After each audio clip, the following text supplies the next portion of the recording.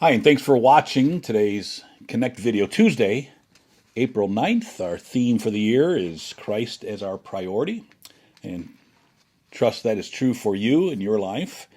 Hey, a few things to remind you of, some events, ministry events happening.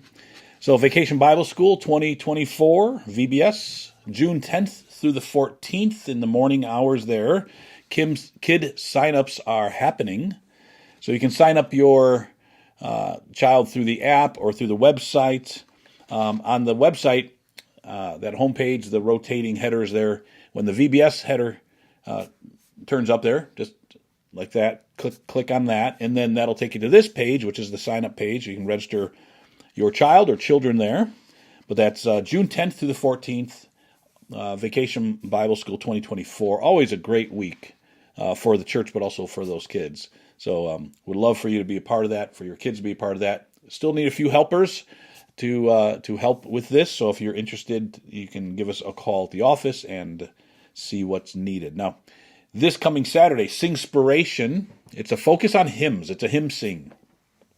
So this Saturday, April 13th, 4 p.m. in Chapel Hall. And Patty does a great job with these. And so if you enjoy hymns, this is for you, all right? This Saturday, April 13th at 4 p.m. in Chapel Hall. If you can, remember to bring some non-perishable food items with you.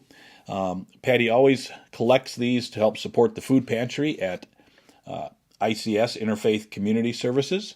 And she's partnered with ICS for a number of years with these Singspirations. So this Saturday, 4 p.m., Chapel Hall, a great time, the hymn sing. And then towards the end of the month, the Women's Spring Event on Saturday, April 27th. The theme for this event is heirlooms. It's from 2 to 4 p.m. It costs $5. Limited number of spots. There's about 50 spots left. So don't wait too long to register because those spots will go fast. You can register through the app or through the website again. That's the Women's Spring Event on Saturday, April 27th. And then an Are You New lunch is happening on Sunday, April 28th, the last Sunday of the month. So if you're new to CDOBC, this is for you. This lunch is for you. So join us for a delicious and informative lunch. The lunch is on us. You just have to come.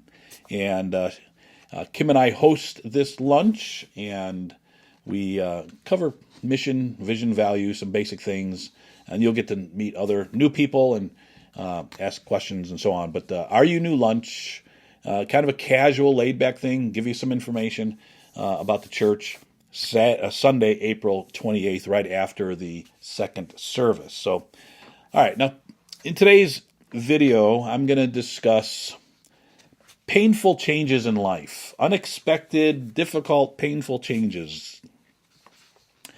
As many of you know, last Friday we sent out a video from Pastor Joseph and his wife Kim announcing some news that is difficult for our church.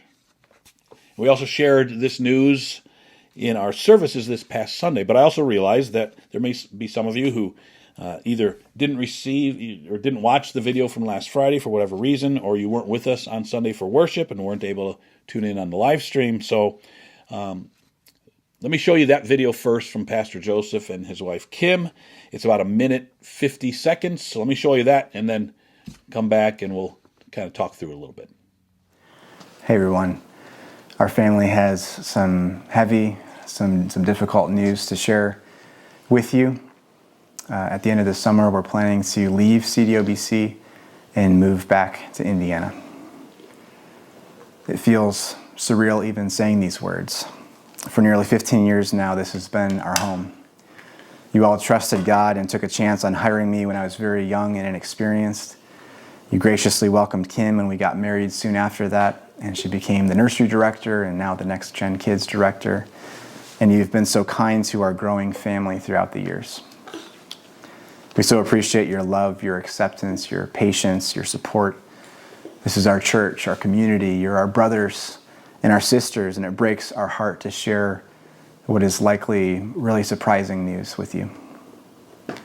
So why are we doing this? Well, the short answer is that we sense that this is what God is leading us to do.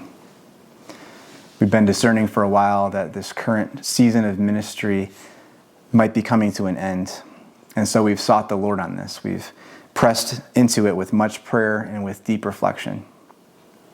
Proverbs 16:9 says that we can make our plans, but the Lord determines our steps. It's our firm belief that God is proving this to be true and is now determining those steps as he calls us back to Indiana. But even as we've been praying for God's leading with our own family, we've also been praying for his leading with CDOBC. We're confident that he has good things in store. And we can't wait to hear how he continues to bless this very special place. Thank you for letting us be a part of this. We love you all very much. Well, that's a surprise to all of us, isn't it? It's been a surprising week. And this, no doubt, will be a very difficult transition and change for the Burkle family, but also for our church family. Joseph has been our worship pastor it'll be 15 years this coming June. And his wife, Kim, has served in various ministry positions throughout those years. Most prominently, she's been our Next Gen Kids Director for at least 6 or 7 years, I think. I'm sorry, Kim, if I have the numbers wrong there, but she's done an outstanding job, and our Next Gen Kids ministry has grown tremendously under her leadership. Their move to Indiana will leave some very big ministry shoes to fill. But God, let's step back out of our situation and think about this big picture, macro a little bit. Think of how God moves and works. God works through change, which is often painful and difficult. You might go, well, why? Why is change always painful and difficult? Well, that's just the nature of change. It just is. Even good change, positive change in our, when we want to change, sometimes that's difficult. Maybe not so painful, but it's difficult because it's different. Just think for a few moments of all of the people throughout the Bible. And when they followed God and God started to use them, work through them to accomplish his mission and purposes, it always included change. And that change was often very difficult and often painful at the same time. Think of Noah, right? Difficult and painful change in his life as he prepared for the flood by building the ark, 120 years if I remember? And the only survivors were his family and the animals obviously on the ark. You think that was tough to take? I think so. How about Abraham? We read in Genesis chapter 12 that God told Abram he says, go from your country and your kindred and your father's house to the land that I will show you. And that's it. No further information given at the time. On the front end of this thing, Abram did not know where God was leading him. He's like, hey, leave your house, leave everything you've known, and just start going that direction, and I'll tell you where you'll end up. So he left everything because God told him to, and he trusted God. Joseph in the Old Testament, abused and mistreated by his brothers. They sold him to a caravan. This caravan's on its way to Egypt. They sold him to this caravan. The caravan sells him in Egypt as a slave, and he gains respect for his abilities and kind of gets in a decent position, but he's still a slave, and then he gets unjustly imprisoned. All that took about 13 years. He's finally released from prison and elevated up to the vice presidency, basically, of Egypt, and then the dreams that God had given him of the prophetic dreams start coming true at that point. So think of the change and the pain and difficulty of that process for 13 years, what he went through. Think of Moses, raised in Pharaoh's home, fled as a fugitive after murdering an Egyptian guard. Then he lives as a shepherd for the next 40 years. Talk about change, going from the palace to the pasture. And then God appears to him through the burning bush, sends him back to Egypt to liberate the Hebrew people who would eventually become the nation of Israel. Change, massive change in Moses' life in 3 particular times of his life. And then think of David, King David, who God promised would become king. But for years before he becomes king, King Saul's pursuing him and trying to kill him. So he has to live as a fugitive throughout the area. He eventually does become king, Israel's greatest king, in fact. But he also had some significant failures. As a result, a child dies, a baby dies. One of his sons betrays him later in life through a coup, and through that attempted coup ends up dying. I could go on and mention Elijah and Elisha and Daniel and Jeremiah and Hosea. I think you get the point a little bit. I mean, just think of Jesus and the changes that he embraced as in his incarnation, and because he embraced those changes, as difficult as they were, we have eternal blessings. So the point here, don't be discouraged or think something's wrong when we're faced with difficult or maybe even painful changes in life, or not only personal life, but in the life of the church. Now, if the changes and the pain and difficulty are a result of sin, that's a little bit different of an issue, and that's a different conversation. But listen, God is leading the Burko family from their ministry here with us for 15 years to Indiana, to be near family. And in some ways, Joseph and Kim are really not sure what the next number of years look like for them as far as work and stuff like that. That's still a picture coming into focus for them. But they're simply following God's lead. They've been thinking, praying on this for quite a while, and this is clear to them, that God is leading them here. And so I want us as a church to celebrate them, that they're following God's leading here, simply because it's clear to them that's his leading, and so they're following. So what about us, though? What happens next to us here at CDO BC? Well, Joseph and Kim's fifth baby is due in the middle of June, finally a boy. Joseph gets some company, finally. So their baby is due in the middle of June. Kim will step down from her Next Gen Kids Director position at that time. But Joseph will continue as our worship pastor into the month of August. We don't have a firm exact date yet on how long, when in August that is. It's August-ish right now, okay? And these things will come into focus as time goes by here. So in the meantime, we'll be assembling a worship pastor search team and begin the work of finding the next worship pastor for CDOBC.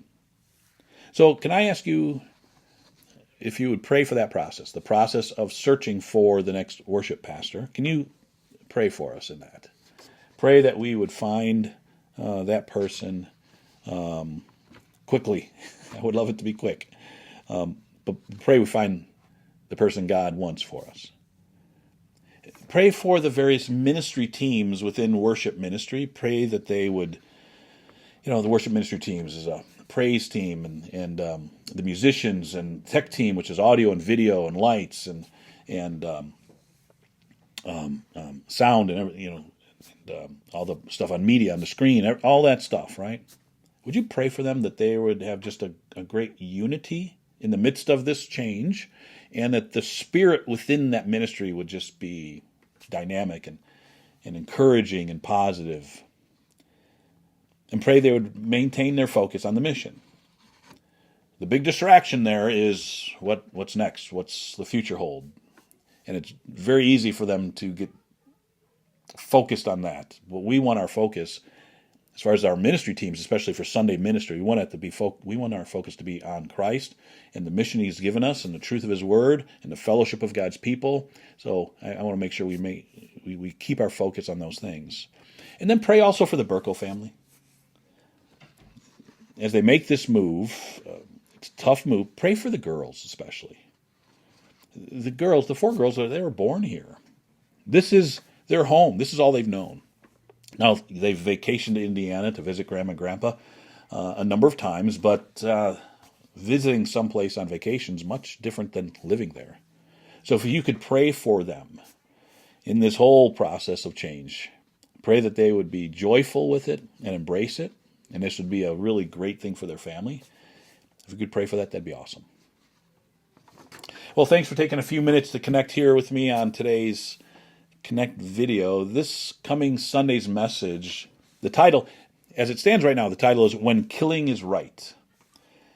And so we'll look at, especially in light of last Sunday, as we talked about how we're created in the image of God, and that is what makes life sacred, human life sacred, the sanctity of human life, and all those things.